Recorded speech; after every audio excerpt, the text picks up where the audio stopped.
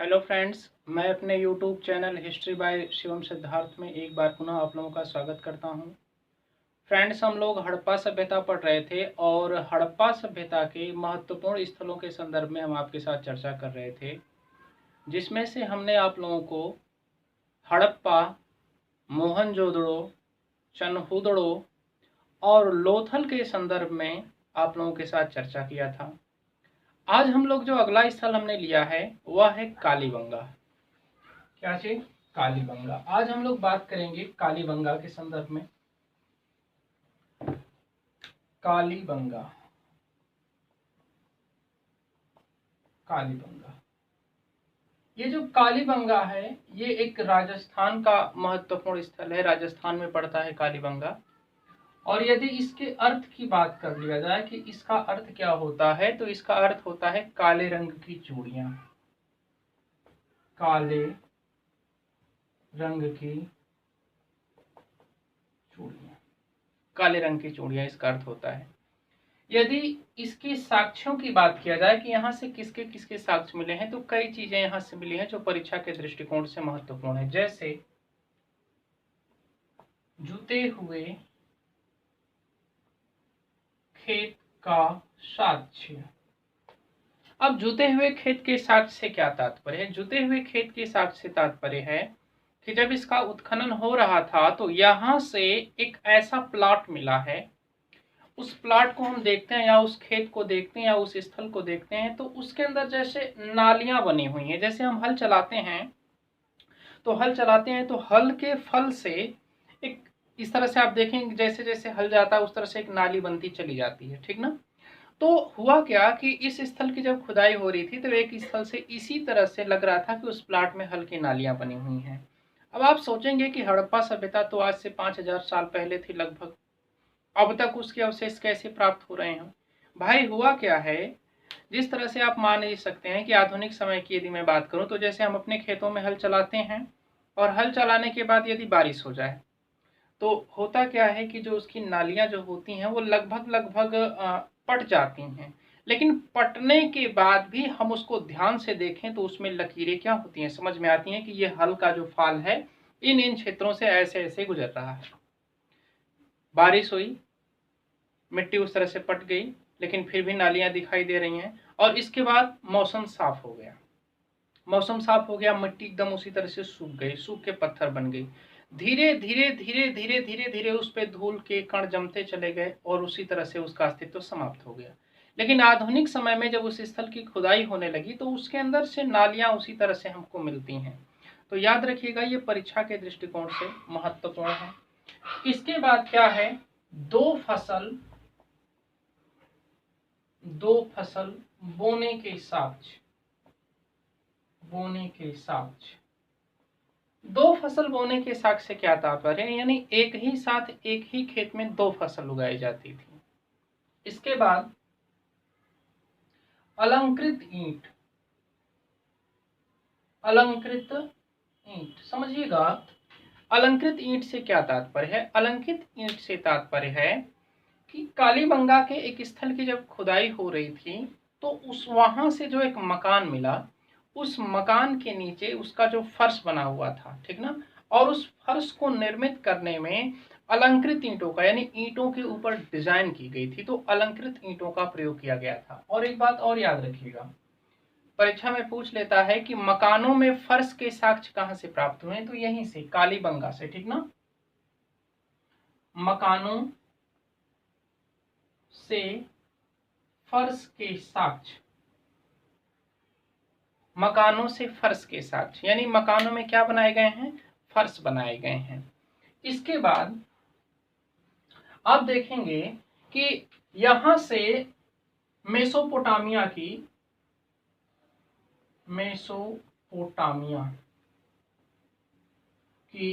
बेलनाकार मोहर, मेसोपोटामिया की बेलनाकार मोहर यहां से क्या होती है? प्राप्त होती है। इसके बाद बच्चे की खोपड़ी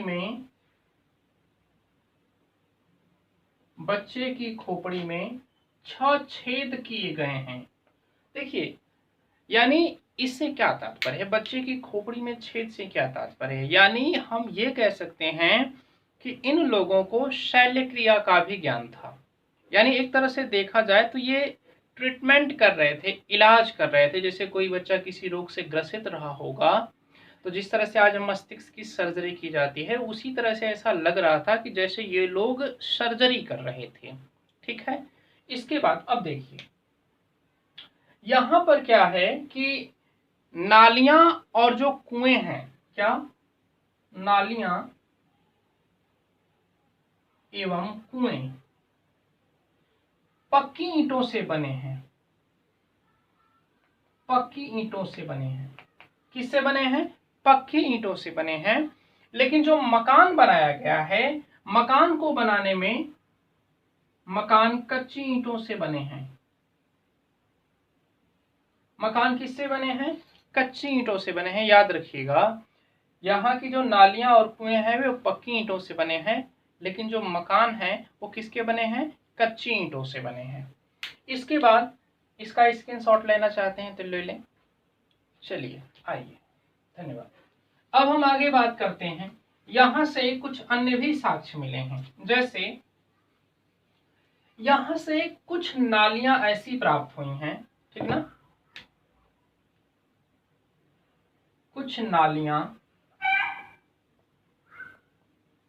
ऐसी मिली हैं जिनको बनाने में लकड़ी का प्रयोग किया गया है। बहुत इंपॉर्टेंट पॉइंट है। जिनको बनाने में किसका प्रयोग किया गया है? लकड़ी का प्रयोग किया गया है। तो परीक्षा के पॉइंट ऑफ व्यू से ये बड़ा इंपॉर्टेंट है कि किस स्थल से हमको लकड़ी से निर्मित नालियों के साक्ष्य मिले हैं। तो कहां से मिला है? कालीबंगा से मिला है। इसके बाद 17 चिन्हों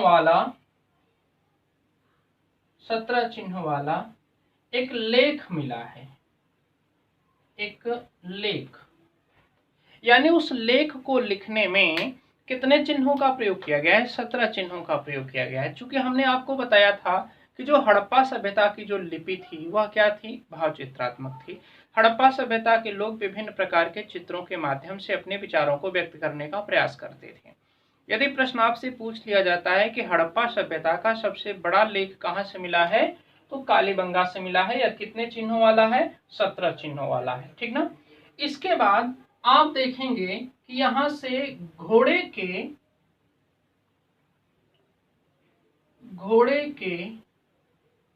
सीमित साक्ष्य,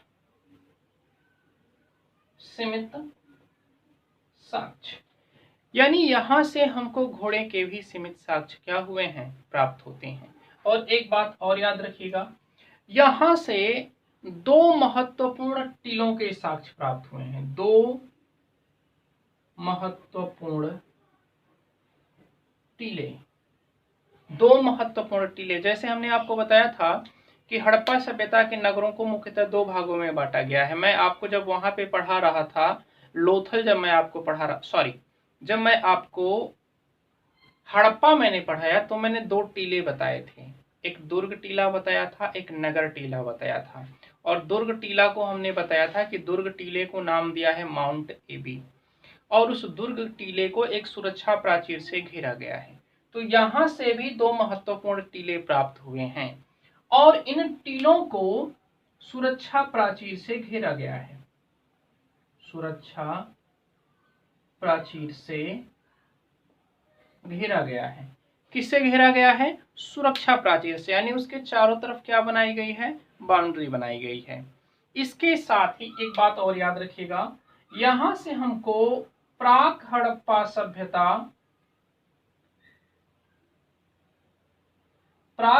सभ्यता एवं परिपक्व हड़प्पा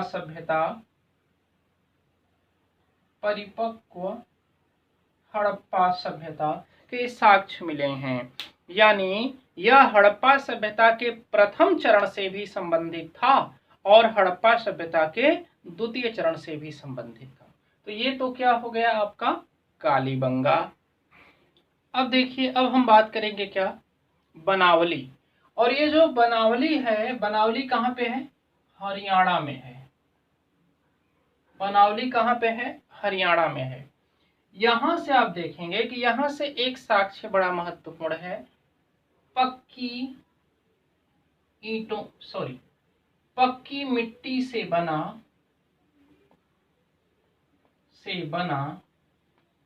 हल। पक्की मिट्टी से बना हल क्या है? जैसे एक मिट्टी का हल बनाया गया होगा भाई, जाहिर सी बात है कि पक्की मिट्टी का बना नहीं होगा, वो पहले कच्ची मिट्टी से ही बनाया गया होगा, ठीक ना। फिर कच्ची मिट्टी से बनाने के बाद उस हल को आग में पका दिया गया होगा, तो क्या हो गया? पक्की मिट्टी से बना हल। इसके बाद क्या? धावन पात्र। धावन पात्र, धावन पात्र से क्या तात्पर्य है? यानी धोने का स्थान, जहां पर वॉश, यानी जहां पर वस्तुओं को धोया जाता था, ठीक ना। इसके बाद क्या? जौहरी आवास। जौहरी आवास, जौहरी आवास से क्या तात्पर्य? जौहरी का मतलब क्या भाई? जाहिर सी बात है कि जो लोग सोनार का काम करते हैं, चाहे सोने चांदी की जो वस्तुएं बनाते हैं, उनको क्या कहा जाता है? जौहरी कहा जाता है। तो यहां से एक मकान ऐसा मिला, उस मकान से आप देखेंगे कि सोना हो गया, लाजवर्द हो गया, कार्नेलियस हो गया, ठीक ना। इन धातुओं के बने कुछ साक्ष्य हमको प्राप्त होते हैं, तो क्या कह दिया गया? जौहरी आवास।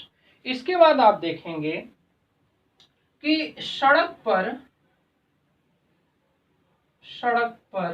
बैलगाड़ी के पहिए का निशान।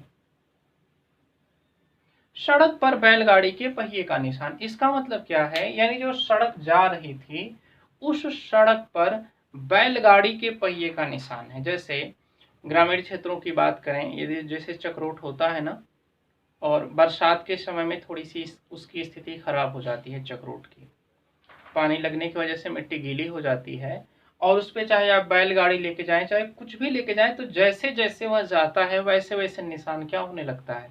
बनने लगता है।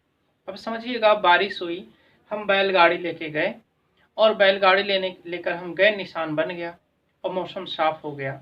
मौसम साफ हो जाएगा तब भी आप देखेंगे वो निशान उसी तरह से बना रहेगा। लेकिन हुआ क्या कि मौसम साफ हुआ, और मौसम साफ होने के बाद एक काफी लंबे समय तक बरसात नहीं हुई, तो धूल मिट्टी उसके जो होगा वह धीरे धीरे बैठ जाएगा उनके निशानों में। लेकिन जब भूगर्भ तत्ववेत्ता जब उसकी खुदाई कर रहे थे, तो भाई जैसे जैसे आप मिट्टी हटाएंगे तो वो तो निशान समझ में आएगा ना, कि ऐसे ऐसे लग रहा है कि बैलगाड़ी गया है, ठीक। तो ये जो पूरे के पूरे जो साक्ष्य प्राप्त हो रहे हैं, किसी ने देखा नहीं है, न हमने देखा है, चाहे जितने भूगर्भिक इतिहासकार रहे, किसी ने नहीं देखा है। सिर्फ शोध और अनुसंधान के द्वारा ये चीजें हमको प्राप्त होती हैं। हमने भी किताबों से पढ़ा है, सीधी सी बात है। हमारे पढ़ाने का जो एक तरीका है, टू द पॉइंट, मैं एग्जाम के पॉइंट ऑफ व्यू से बात करता हूँ। आपको जो चीजें मैं बता रहा हूँ उनको आप स्वीकार करें, क्योंकि हमको इस पर रिसर्च नहीं करना है। क्योंकि रिसर्च करना होता तो हम IAS PCS की तैयारी क्यों करते भाई? जाहिर सी बात है, हमको चीज़ों के संदर्भ में एक सामान्य सी जानकारी चाहिए। क्योंकि कभी कभी ऑफलाइन की क्लासों में मैंने इस तरह के प्रश्नों को फेस किया है कि सर अब तक बना है, तो मुझे बताना पड़ता है कि भैया ऐसा ऐसा हुआ होगा। इसके बाद तो सड़कों पर बैलगाड़ी के पहिए का निशान। इसके बाद आप देखेंगे कि जैसे हड़प्पा सभ्यता के सड़कों को बनाने का एक क्रम था। हड़प्पा सभ्यता की जो सड़कें थीं वो एक दूसरे को समकोण पर काटती थीं, लेकिन यहाँ की सड़कों को बनाने का कोई पैटर्न नहीं है। यानी सड़कें बेतरतीब हैं, मतलब जैसे मर्जी हुआ वैसे हमने सड़कों को क्या कर दिया? बना दिया। सड़कें बेतरतीब, बेतरतीब मतलब क्या? सड़कों को बनाने का कोई निश्चित पैटर्न नहीं है, यानी सड़कें एक दूसरे को समकोण पर नहीं काटती हैं। इसके बाद क्या? जल निकासी प्रणाली का अभाव। जल निकासी प्रणाली का अभाव। जल निकासी प्रणाली का अभाव से क्या मतलब है? हमने आपको बताया था कि हड़प्पा सभ्यता के लोगों ने जल निकासी की व्यवस्था इतनी अच्छी किए थे कि हड़प्पा सभ्यता के समकालीन विश्व की अन्य सभ्यताओं में इतना अच्छा जल निकासी के हमको साक्ष्य प्राप्त नहीं होते हैं जितना कि हमको हड़प्पा से मिले हैं। लेकिन यहाँ पे जल निकासी व्यवस्था का क्या है, अभाव है। तो ये तो हो गया आपका क्या। और एक बात और याद रखिएगा, यहाँ से हमको हड़प्पा सभ्यता के 3 चरण मिले हैं। 3 चरण से क्या तात्पर्य है, प्राक, परिपक्व और क्या, हड़प्पा बाद। प्राक, परिपक्व और क्या, हड़प्पा बाद। यानी हड़प्पा सभ्यता का प्रथम चरण, हड़प्पा सभ्यता का द्वितीय चरण, हड़प्पा सभ्यता का तृतीय चरण। तो ये तो हमने बात कर लिया क्या, बनावली। यहां से बात किया जाए तो ये बड़ा इंपॉर्टेंट है, ठीक ना, ये बहुत इंपॉर्टेंट है, इसको आप याद रखिएगा, ठीक है। ये याद रखिएगा, ये याद रखिएगा, सड़कें बेतरतीब हैं, ठीक ना। वैसे हम सारे इंपॉर्टेंट पॉइंट की ही यहाँ पे बात कर रहे हैं। वैसे साक्ष्य तो बहुत कुछ मिले हैं, बहुत से साक्ष्य मिले हैं, उनको याद करेंगे तो आप याद करते ही रह जाएंगे। लेकिन कम से कम जितने पॉइंटों को मैं यहाँ पे बता रहा हूँ आप यहाँ पर अवश्य ध्यान देंगे। अब आइए, अब हम बात करते हैं धौलावीरा। धौलावीरा, ये धौलावीरा कहाँ पे है, गुजरात में। धौलावीरा कहाँ पे है, गुजरात में। यहां से आप देखेंगे 10 चिन्हों वाला 10 चिन्हों वाला लेख। 10 चिन्हों वाला लेख। 10 चिन्हों वाला लेख से क्या तात्पर्य है, जैसे हमने बताया ना कि 17 चिन्हों वाला लेख कहां से आपको मिला था, कालीबंगा से मिला था। और 10 चिन्हों वाला लेख कहां से मिला है, धौलावीरा से। जैसे आप देखेंगे कि ऐसा लगता था कि जो नगर का जो प्रवेश द्वार था उस पे एक साइन बोर्ड लगाया गया है। कभी कभी साइन बोर्ड पूछ लेता है कि साइन बोर्ड का साक्ष्य कहाँ से मिला है। जैसे होता क्या है कि हम कोई भी उत्सव करते हैं, चाहे दुर्गा पूजा की ही बात कर लें, तो होता क्या है कि जो गेट बना होता है पंडाल की तरफ जाने का, तो उस पर लिखा होता है कि फला दुर्गा पूजा समिति आप सभी लोगों का हार्दिक स्वागत अभिनंदन वंदन करती है। ऐसे शब्दों का प्रयोग किया जाता है। तो एक तरह से हम कह सकते हैं इसको एक साइन बोर्ड के तौर पर माना जाता है। इसके बाद क्या, शैलकृत जलकुंड। शैलकृत जलकुंड से क्या तात्पर्य है, शैलकृत जलकुंड।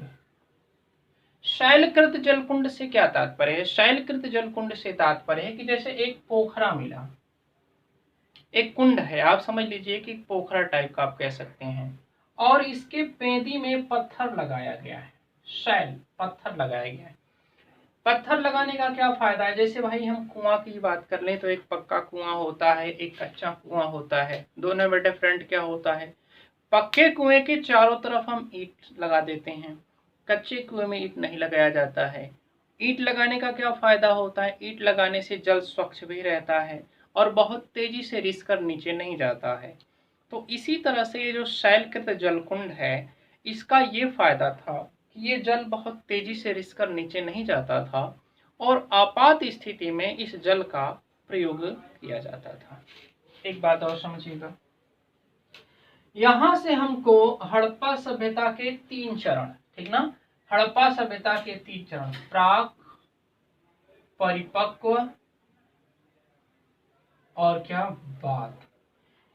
यहां से हड़प्पा सभ्यता के हमको 3 चरण प्राप्त होते हैं, प्राक हड़प्पा सभ्यता, परिपक्व हड़प्पा सभ्यता और हड़प्पा बाद। आइए अब इसके बाद हम बात करते हैं रंगपुर, ठीक ना। ये जो रंगपुर है ये आपके अहमदाबाद यानी गुजरात में है। यहां से देखा जाए तो धान की भूसी, वनस्पति अवशेष, ये दोनों पॉइंट परीक्षा के पॉइंट ऑफ व्यू से मोस्ट इंपॉर्टेंट हैं। धान की भूसी या वनस्पति अवशेष से क्या तात्पर्य है कि यहाँ से जले हुए धान का साक्ष्य प्राप्त हुआ है। किसका साक्ष्य प्राप्त हुआ है, जले हुए धान का साक्ष्य प्राप्त हुआ है और उसके भूसी के। इसके बाद क्या, कच्ची ईंटों के दुर्ग, यानी यहाँ के जो दुर्ग बनाए गए हैं, जैसे इससे पहले के जो दुर्ग होते थे वो पक्की ईंटों के बने हुए थे, लेकिन यहाँ के जो दुर्ग हैं, यहाँ का जो टीला मिला है वो किसका बना हुआ है, कच्चे ईंटों का बना हुआ है। साथ में यहाँ से मृदभांड और बाट यानी बटखरे के भी साक्ष्य प्राप्त होते हैं। मृदभांड का मतलब क्या, मिट्टी का बर्तन, ठीक। इसके बाद हम बात करते हैं क्या, रोपड़। किसकी बात करते हैं, रोपड़। और ये जो रोपड़ है ये कहाँ पे है, पंजाब में है। रोपड़ कहाँ पे है, पंजाब में है। और यहां से जो पहला साक्ष्य मिला है वह है शवों को अंडाकार, यानी अंडाकार से क्या तात्पर्य है, यानी इस तरह से ये जो रूप है इस प्रतिरूप में शवों को दफनाया गया है, ठीक ना। साथ में मालिक के साथ आप देखेंगे, सॉरी हाँ, मनुष्य के साथ कुत्ते को भी दफनाए जाने का साक्ष्य मिला है। मकान पत्थर के बने हुए हैं और मिट्टी के बने हुए हैं। इससे पहले जो मकान बनाए गए थे हमने आपको बताया था कि अक्सर ईंटों के बनाए जाते थे, लेकिन यहाँ के जो मकान हैं वो पत्थर से बनाए गए हैं और उनको किसके द्वारा जोड़ा गया है, मिट्टी की सहायता से जोड़ा गया है। इसके बाद क्या मिला है, तांबे की कुल्हाड़ी। ये पॉइंट ऑफ व्यू इंपॉर्टेंट है, ठीक ना। मकान और ये क्या, मनुष्य के साथ कुत्ते का अवशेष, ये परीक्षा के दृष्टिकोण से महत्वपूर्ण है। इसके बाद अब हम बात करेंगे क्या, आलमगीरपुर। ये जो आलमगीरपुर है यह कहाँ पे है, उत्तर प्रदेश में। उत्तर प्रदेश में भी बात कर ले तो मेरठ, कहाँ पर है, मेरठ। और यहाँ से कुछ चीजों के साक्ष्य मिले, जैसे रोटी बेलने की चौकी, क्या मिली है, रोटी यानी चौका जिसमें हम रोटी बेलते हैं। इसके बाद क्या, कटोरा। इसके बाद क्या, मृदभांड, मिट्टी का बर्तन। इसके बाद क्या, मन के यानी मोतियों या माला, ठीक ना, आप इसको मोती कहें। इसके बाद क्या, टीला। इसके बाद सोनौली, ये उत्तर प्रदेश के बागपत जिला में है, बागपत। यहां से क्या है, 125 मानव समाधान, याद रखिएगा संख्या 125 मानव समाधान। और साथ में ही दैनिक उपयोग की कुछ वस्तुएं भी यहां से क्या होती हैं, प्राप्त होती हैं। तो ये तो हमने बात कर लिया क्या, सोनौली। चलिए अब देखें, हम लोग बात करेंगे क्या, सुरकोटदा। और ये जो सुरकोटदा है ये कहाँ पे है, कच्छ गुजरात में है। यहां से क्या मिला है, घोड़े की अस्थियां। किसकी अस्थियां, घोड़े की अस्थियां। समझिएगा ये जो सुरकोटदा है ऐसा लगता है कि हड़प्पा सभ्यता के अंतिम चरण से संबंधित है। स्पष्ट हमने लिख दिया है पतन के साक्ष्य, यानी चूंकि परिपक्व हड़प्पा सभ्यता के समय में ऐसा माना जाता है कि घोड़े के मृण मूर्तियां, मिट्टी की मूर्तियां तो मिले लेकिन अस्थियां जो प्राप्त हो रही हैं यह हड़प्पा सभ्यता के अंतिम अवस्था को प्रदर्शित करता है। और वह समय है भारत में आर्यों का आगमन का। और जैसा कि आप जानते हैं आर्यों का सबसे प्रिय पशु जो था परिवहन के क्षेत्र में बात किया जाए तो क्या था, घोड़ा था। तो पतन के साक्ष्य और साथ में एक कब्र बड़े आकार के पत्थर से ढकी है, यानी एक ऐसी कब्र मिली है उसके ऊपर पत्थर से ढका गया है, इसलिए इसको एक नाम दे दिया गया है, क्या, अनोखी कब्र। अनोखी कब्र। यदि पूछ लेता है आपसे एग्जाम में कि अनोखी कब्र के साक्ष्य कहां से मिले हैं तो सुरकोटदा से मिले हैं। इसके बाद हम बात करेंगे क्या, मांडा। क्या, मांडा। ये कहां पे है, जम्मू कश्मीर में है। यहां से विशेष प्रकार के मृदभांड जिसको पिंडिकाएं कहा गया है या टेराकोटा। अब वो पिंडिकाएं या टेराकोटा का क्या मतलब है समझिएगा। जब हम मिट्टी के बर्तन को आग में पका देते हैं तो उसका जो रंग होता है हल्के रेड कलर का हो जाता है, ठीक ना। डार्क रेड नहीं, मैं हल्के रेड कलर की बात कर रहा हूं। उसी को कहा जाता है क्या, टेराकोटा। इसके बाद क्या, चार्ट ब्लेड और हड्डी के बाणागृह, यानी यहां से कुछ बाण भी मिलते हैं, बाण। ऐसा लग रहा है कि यह भी हड़प्पा सभ्यता के अंतिम अवस्था से ही क्या है, संबंधित है। क्योंकि हड़प्पा सभ्यता के लोग शांति प्रिय थे, उनके जीवन में युद्ध का स्थान लगभग नगण्य था। लेकिन यहाँ से बाण प्राप्त हो रहा है और जब आर्य आएंगे तो उनके पास भाला, बर्छा, तीर, कमान तमाम होगा क्योंकि वो युद्ध प्रिय थे। इसके बाद क्या, भगवानपुर। ये कहाँ पे है, हरियाणा में है। और यहाँ से हमको सफेद काले आसमानी रंग की कांच की चूड़ियां मिली हैं। समझिएगा क्या, कांच की चूड़ियां हमको मिली हैं, कहां से, भगवानपुर से। सफेद काले आसमानी रंग की कांच की चूड़ियां। इसके बाद क्या, राखी गढ़ी। राखी गढ़ी कहाँ पे है, हरियाणा में है। यहाँ से ताम्र उपकरण और साथ में पाषाण काल से लेकर उत्तर हड़प्पा तक, यानी ये भी हड़प्पा सभ्यता के अंतिम अवस्था से संबंधित है। यद्यपि यहाँ से हमको पाषाण काल से लेकर पाषाण काल, इसके बाद प्राक हड़प्पा सभ्यता, परिपक्व हड़प्पा सभ्यता और हड़प्पा बाद, यानी इन सभी कालों में इसका क्या होता है, अस्तित्व प्राप्त होता है। इसके बाद क्या, रोजदी। ये रोजदी जो है ये सौराष्ट्र में है। और सौराष्ट्र कहाँ है, गुजरात में। यहाँ से बाजरे की कृषि का साक्ष्य मिला है। किसका? बाजरे की कृषि का। इसके बाद क्या? छेददार मनके, यानी यहाँ से जो मनके मिले ना उनके बीच में क्या है? छेद है, ठीक ना।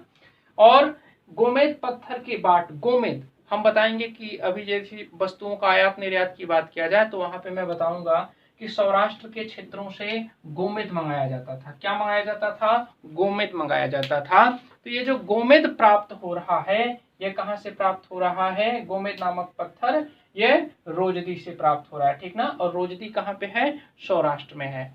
तो फ्रेंड्स, इस तरह से हम बात करें तो हमने आपको लगभग हड़प्पा सभ्यता के नियर अबाउट 20 स्थल हमने आपको पढ़ाया, और ये सारे के सारे स्थल परीक्षा के पॉइंट ऑफ व्यू से बहुत महत्वपूर्ण हैं। इस प्रकार आज हड़प्पा सभ्यता के महत्वपूर्ण स्थलों का जो टॉपिक होता है वह क्या होता है? समाप्त होता है।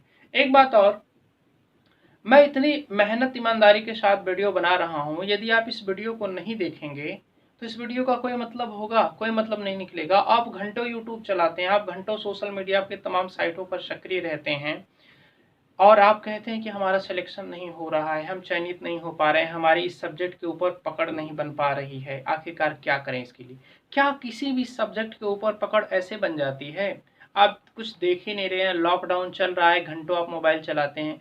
मेरे भाई, कुछ देख लिया करो, ज्ञान की बातें हो रही हैं, कुछ सीख लिया करो, हर वीडियो से कुछ न कुछ आपको मिलेगा। क्या पता एक दो क्वेश्चन से लोगों का सिलेक्शन रुक जाता है। कहने का मेन मोटो सिर्फ इतना है कि मैं इतनी चीज़ों को आपके सामने रिप्रेजेंट कर रहा हूँ। इन चीज़ों का तभी कोई सार्थक निष्कर्ष निकल पाएगा या परिणाम निकल पाएगा जब आप इसको देखेंगे, समझेंगे। और मैं बार बार कह रहा हूँ कि आप लोग साथ में नोट्स बनाते चलिए, और हमारे पुराने मित्र जो हैं उनको भी बताइए, जो कि मुझसे अन्य अदर संस्थानों में कहीं भी पढ़े हों, उनसे पूछिए, उनको बताइए इस चैनल के विषय में, ठीक ना। साथ में ही अपना बहुत बहुत ख्याल रखिए। धन्यवाद।